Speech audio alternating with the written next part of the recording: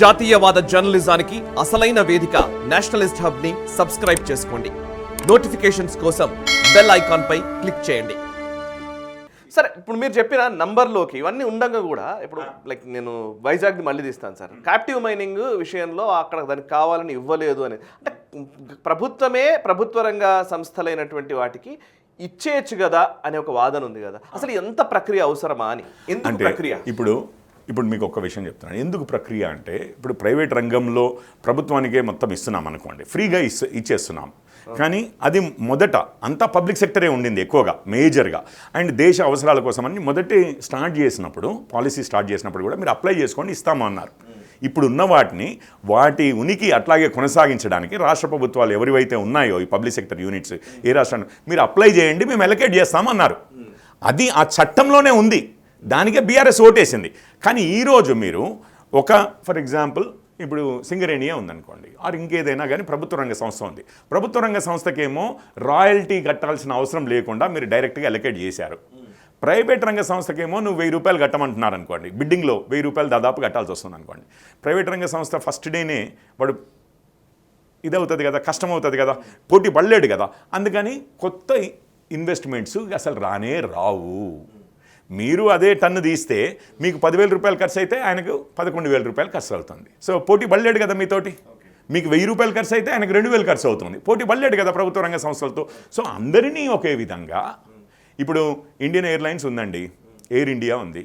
అంతకుముందు private sector compete చేయాలంటే air ఇండియాకి ఎన్నో రాయితీలు ఇస్తారు, కానీ ప్రైవేట్ సెక్టర్కి ఉండవు అన్నది ఏదైతే ఉందో అది ఒకటి. అంటే ఈక్వల్ ఫుటింగ్లో కాంపిటీషన్ క్రియేట్ చేయడానికి ఒకటి. ఇంకొకటి, ఈ ఆర్గ్యుమెంట్ ఎవరైతే చేస్తారో ప్రభుత్వ రంగ సంస్థలు పోటీ పడలేవు అని చెప్పి అంటున్నట్టే కదా. అవును, ప్రభుత్వ రంగ సంస్థలు పోటీ పడలేకుండా అంత ఇదిగా అంటే ఆ కార్మికుల మీద కానీ ఆ మేనేజ్మెంట్ మీద కానీ నీకు నమ్మకం లేదా? పోటీ పడలేవా?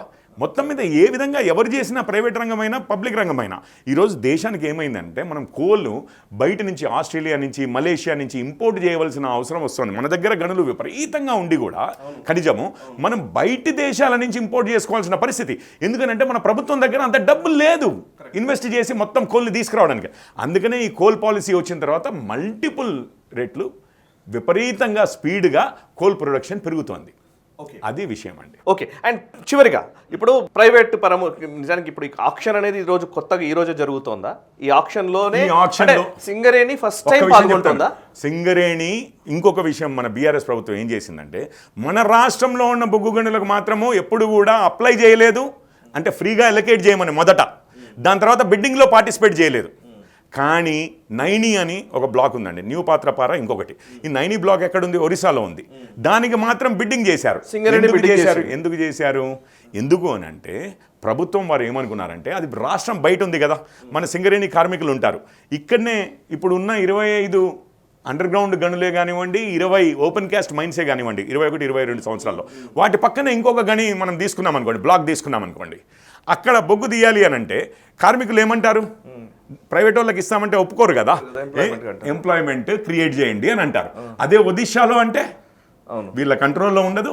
మనం ఇష్టం వచ్చిన వాళ్ళకి సబ్లీజులు ఇచ్చుకొని, లేకపోతే అవుట్ సోర్సింగ్ చేసుకోవడానికి పనికి వస్తుంది. సింగరేణి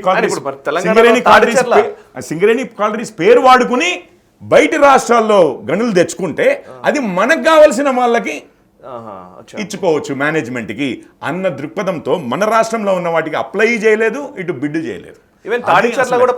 మన దగ్గర ఉన్న తాడిచెర్ల బ్లాక్ కూడా ఇప్పుడు ప్రైవేట్ మేనేజ్మెంట్లో ఉందండి. ఓకే, ఇంకొక విషయం చెప్తాను. సింగరేణి గురించి అంత మాట్లాడుతున్నారు.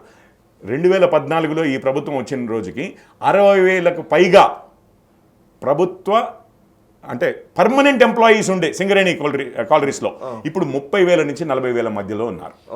అంటే దాదాపు 3వ వంతు పర్మనెంట్ ఉద్యోగాలు తగ్గించి అవుట్ సోర్సింగ్ స్టాఫ్ని 2 3 చేసింది ఈ బీఆర్ఎస్ ప్రభుత్వం.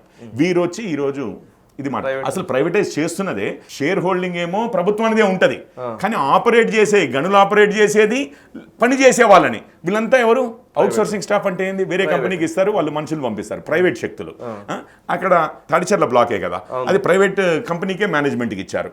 ఈ విధంగా ప్రైవేటైజ్ చేస్తూ అప్పుడైతే మన చేతుల్లో ఉంటుంది కదా ఎవరికి ఇచ్చుకోవాలి అనేది. అక్కడ నైని బ్లాక్ అయినా ఇంకొకటైనా బయట రాష్ట్రంలో అయితే మన వాళ్ళకి ఏం తెలియదు కదా. ఈ కుట్ర బన్నింది బీఆర్ఎస్ ప్రభుత్వం. ఈ రోజు వచ్చి మాట్లాడుతున్నారు. నేను చెప్పాను ఈ రోజు కూడా నువ్వు పాడితే అసలు యాక్చువల్లీ ప్రైవేట్ వాడు తీసుకునే దానికన్నా నువ్వు ఎక్కువ పాడొచ్చు అండ్ కేంద్రానికి నష్టం కలిగిస్తూ రాష్ట్రానికి కూడా నువ్వు లాభం చేయొచ్చు అసలు నిజం చెప్పాలి అని అంటే. ఓకే, అంటే సో ఇప్పుడు ఇప్పుడు ఆప్షన్ అనేది సింగరేణికి లాభమే, సింగరేణికి లాభము, సింగరేణి పార్టిసిపేట్ చేస్తే రాష్ట్ర ప్రభుత్వానికి లాభం అండి. ఎందుకంటే ఇది మన రాష్ట్రంలో ఉన్నాయి చేయబట్టి. వేరే రాష్ట్రాల్లో మనం పాడినప్పుడు ఆ రాష్ట్రానికి మనము రాయల్టీ కట్టాలి, కానీ మన రాష్ట్రాన్ని మనం కట్టుకుంటే మన ప్రభుత్వానికే వస్తుంది కదా, రాష్ట్ర ప్రభుత్వానికే మొత్తం 100% కూడా. నువ్వు ఏ ప్రైవేట్ వాడు కట్టలేనంత నువ్వు బిడ్ చేయొచ్చు, చేసి కేంద్రంలోకి వచ్చే లాభాల్లో వాటాని నువ్వు నీ వైపు తిప్పుకోవచ్చు అసలు, అందులో కొంత ఎక్కువ. కరెక్ట్.